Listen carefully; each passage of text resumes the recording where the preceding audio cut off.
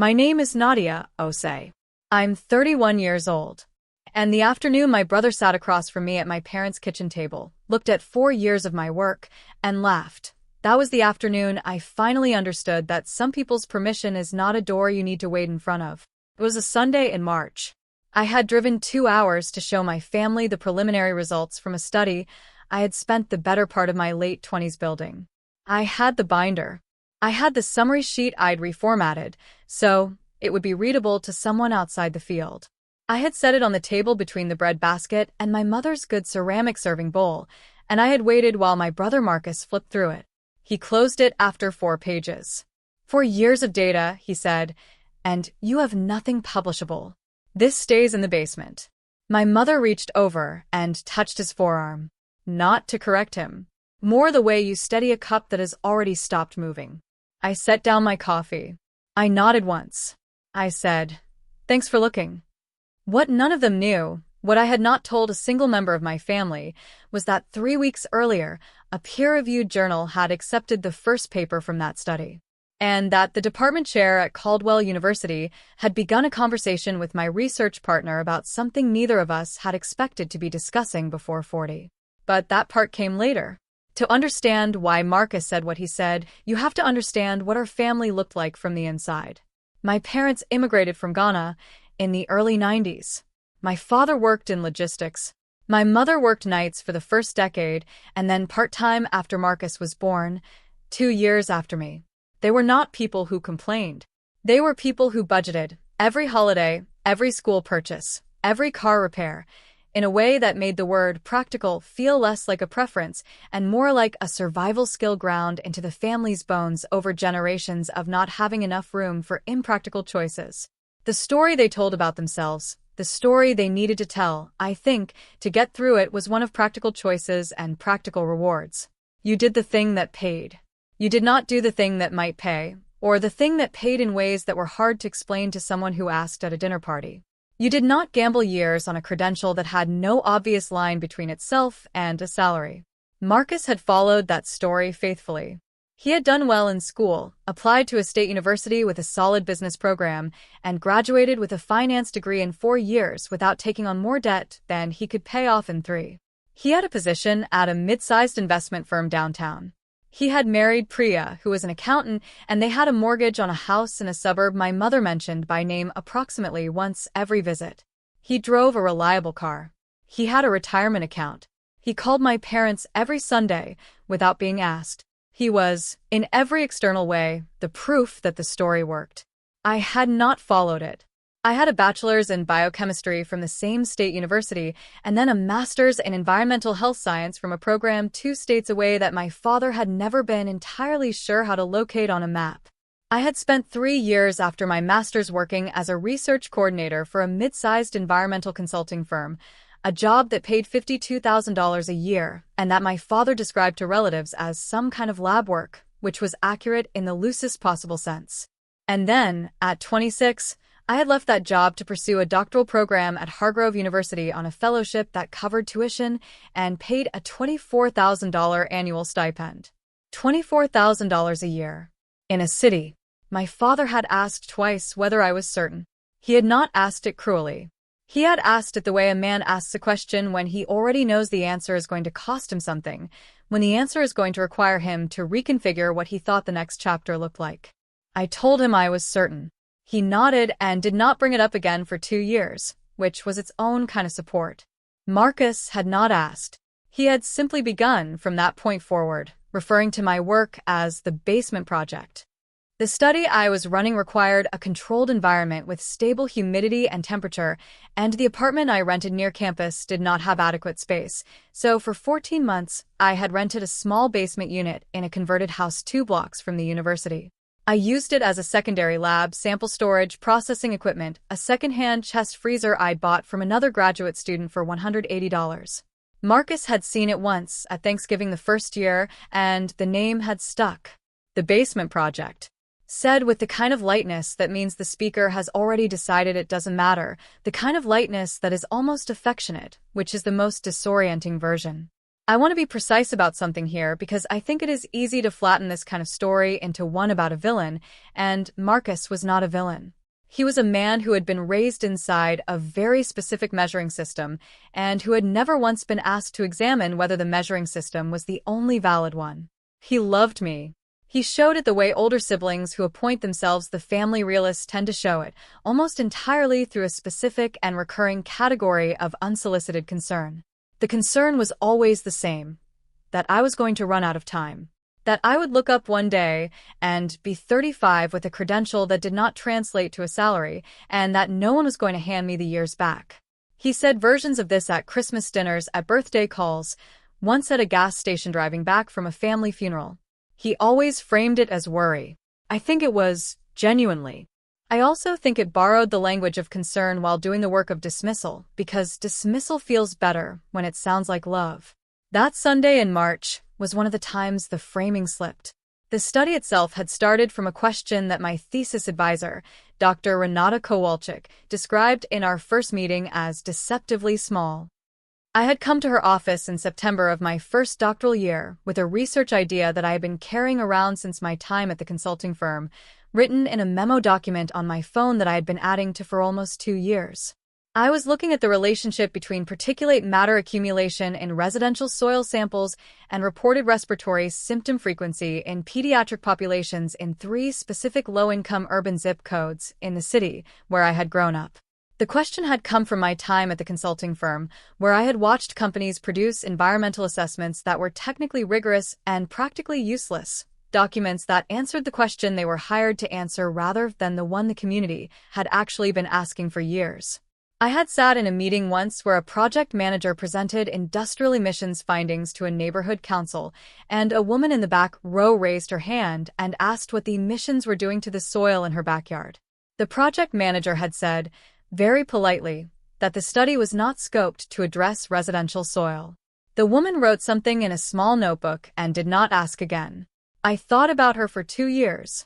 Dr. Kowalczyk listened to my proposal for 40 minutes. Then she asked 3 questions. The third one was, what makes you think you can sustain the community relationships this will require for the duration of the study? It was not a skeptical question. It was a calibration question. She was determining whether I had thought past the data collection into the part that required showing up repeatedly in the same neighborhood and being trustworthy enough for people to keep opening their gates. I told her about the woman with the notebook. She said, okay, let's talk about methodology. The methodology was not complicated in concept, but it was labor-intensive in execution. I needed longitudinal soil samples from a consistent set of residential sites across the 3 zip codes, collected quarterly, over a minimum of 3 years. I needed those samples cross-referenced with health records from a participating pediatric clinic and with self-reported respiratory symptom surveys administered to the same households on the same quarterly schedule. Finding a participating clinic took 4 months. I sent letters to 11 pediatric practices within the 3 zip codes and was turned down by 9 of them.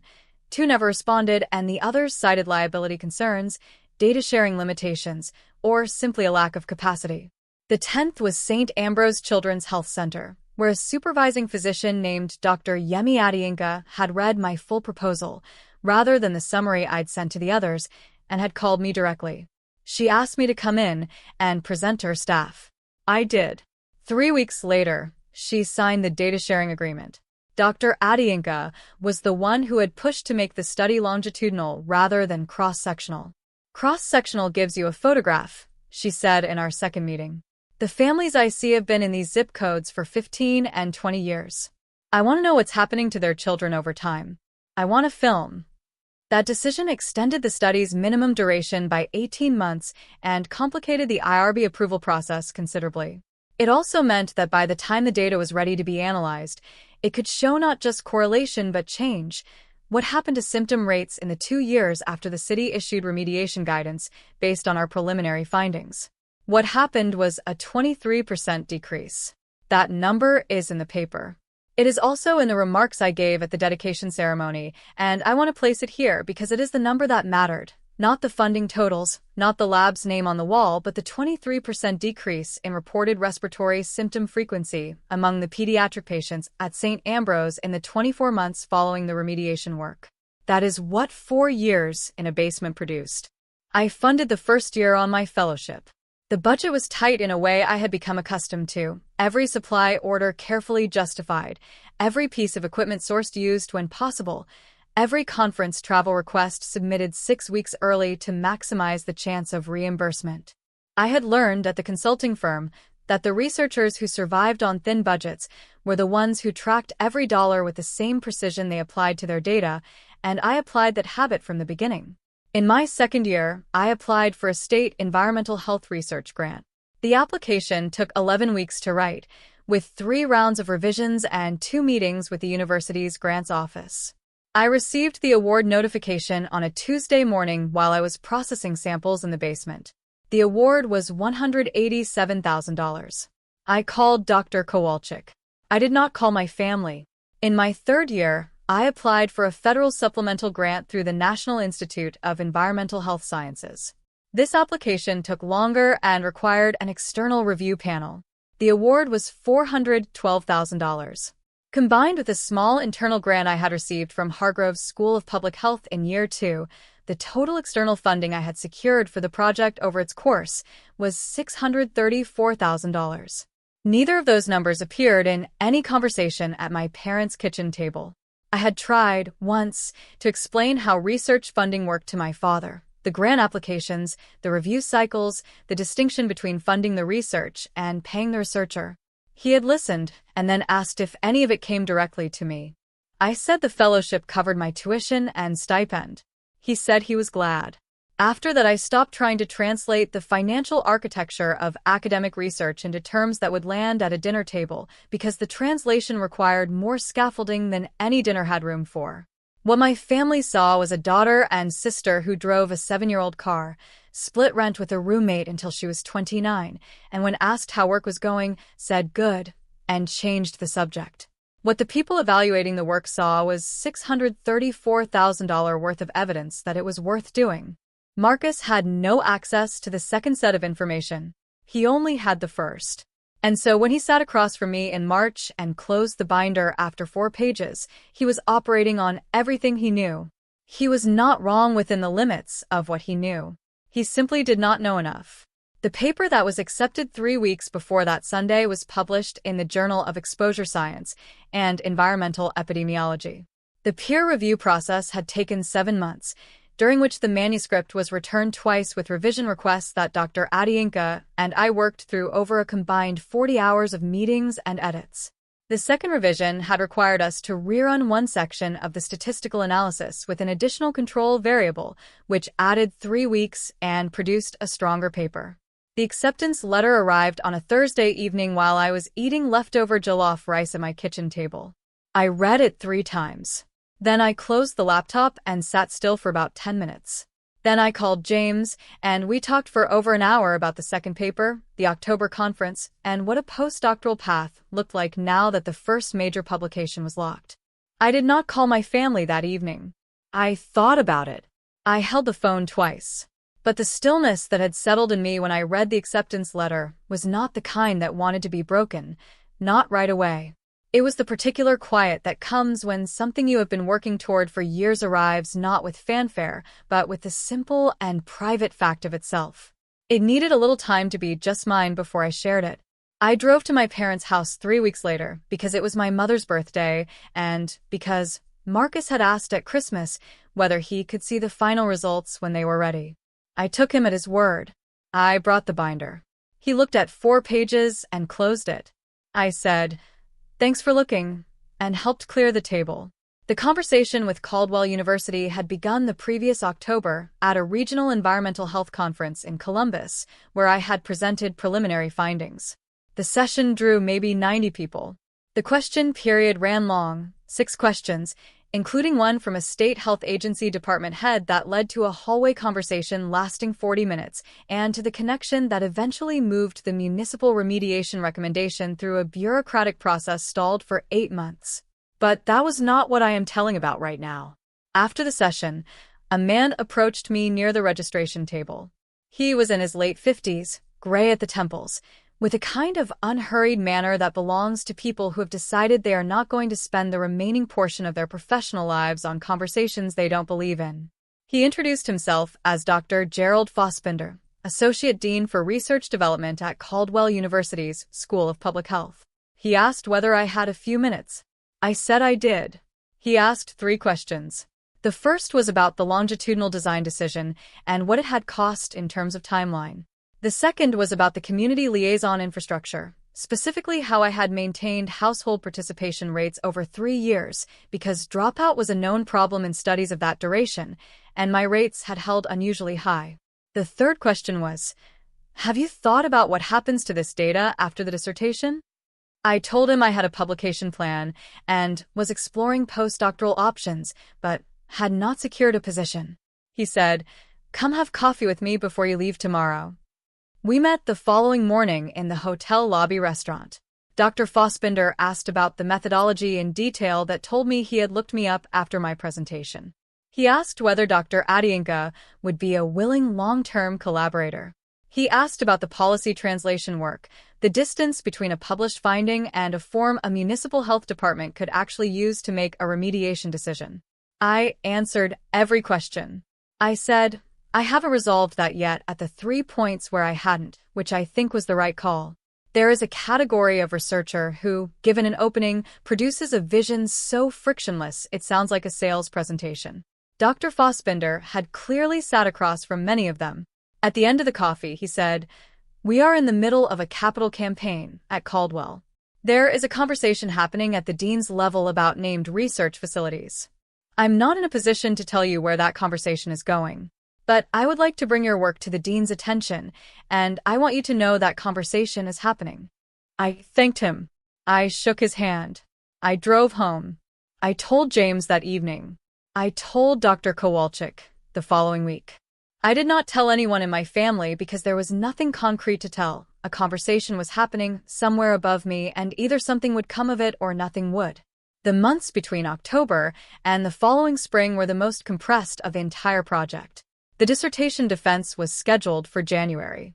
I had been writing for 8 months, fitting it around the ongoing data collection and the conference schedule and the preparation of the first paper's manuscript, and the draft that emerged was 6 chapters and 240 pages and represented, in some ways, the most complete articulation of everything I had learned in the previous 4 years. The defense lasted 3 hours.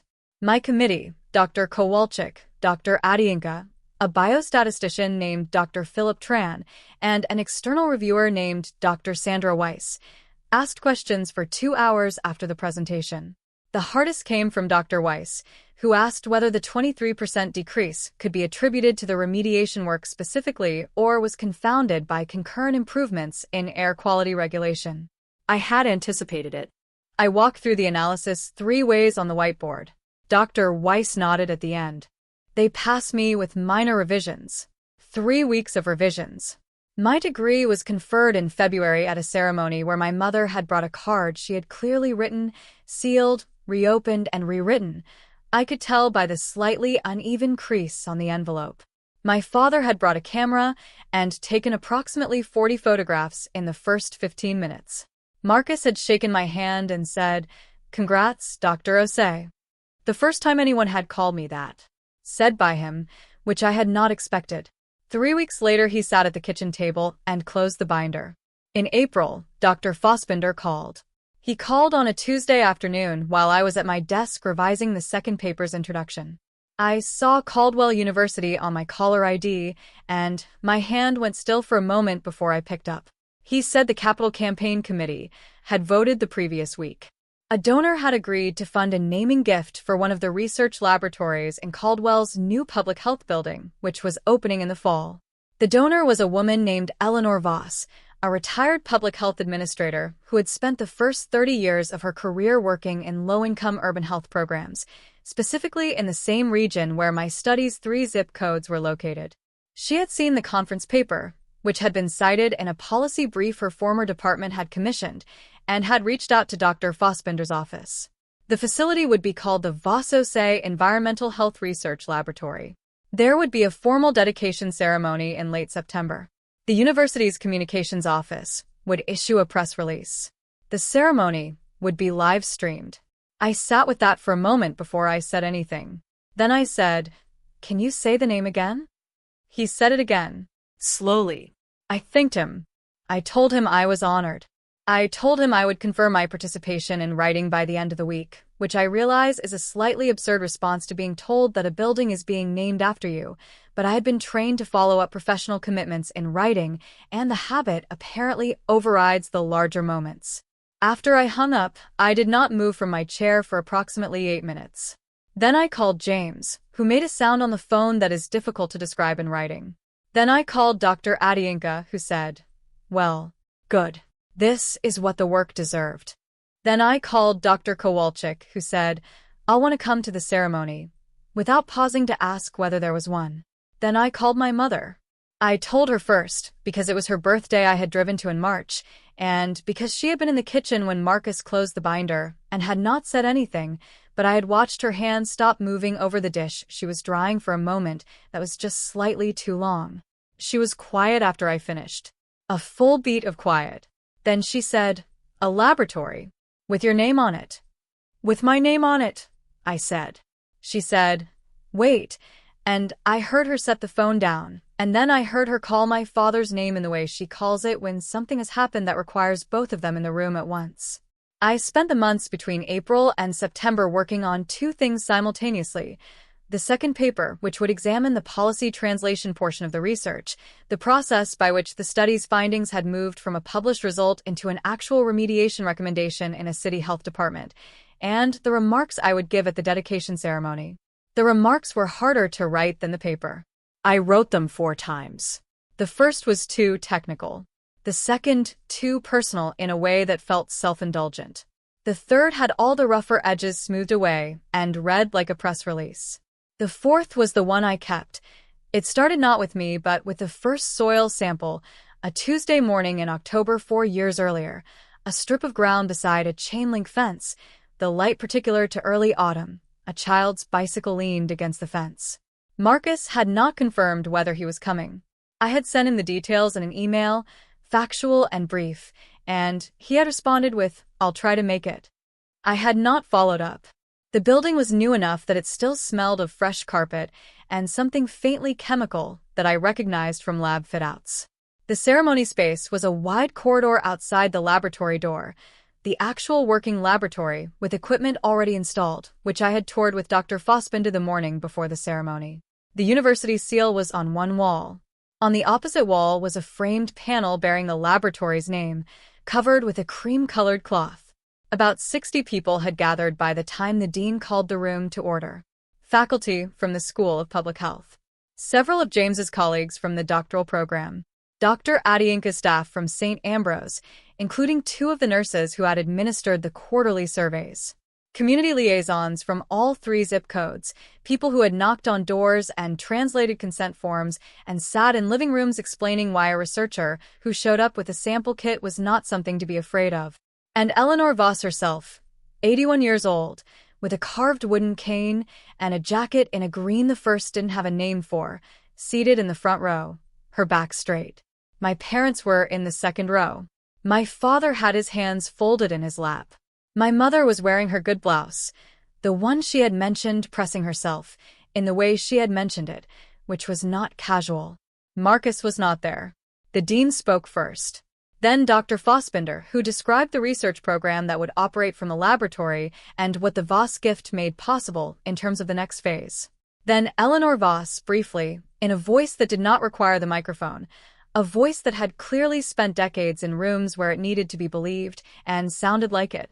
She said she had spent 30 years asking the question my study had answered.